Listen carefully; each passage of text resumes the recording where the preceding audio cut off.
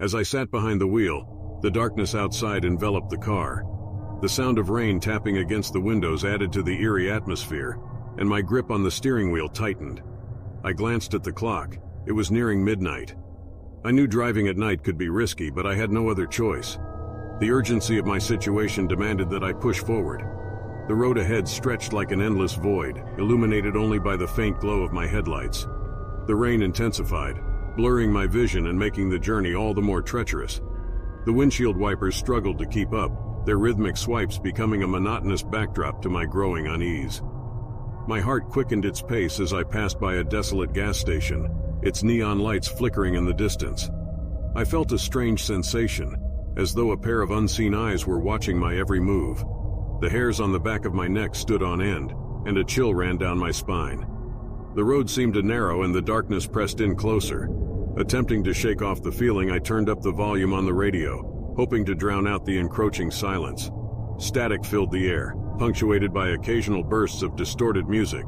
The sounds only heightened my anxiety, creating an unsettling symphony that mirrored the sinister road ahead. Suddenly, my headlights caught sight of a figure standing by the side of the road. A hitchhiker? In this weather? I hesitated for a moment, torn between my sympathy and the unease gnawing at me. Something about the figure's silhouette seemed off, unnatural even. But the rain-soaked clothes and desperate posture tugged at my heartstrings, and against my better judgment, I slowed down and pulled over. As the stranger climbed into the back seat, a cold gust of air filled the car. A shiver ran down my spine, and I caught a glimpse of pale, hollowed eyes in the rearview mirror. I quickly averted my gaze, my heartbeat pounding in my ears.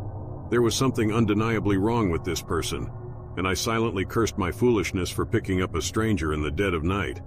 The hitchhiker muttered something incoherent, their voice carrying a chilling undertone. Fear gripped me, and I struggled to regain control of my trembling hands. The road ahead seemed to twist and warp, the headlights casting eerie shadows that danced along the trees lining the way. I fought the urge to look back at the stranger, afraid of what I might see. Suddenly, the radio crackled to life, emitting a piercing screech that sent a jolt of pain through my skull. The car's engine sputtered and died, leaving us stranded in the blackness. Panic washed over me as I fumbled for my phone, desperate for any sign of reception. But the screen remained stubbornly dark, mocking my attempts to reach the outside world.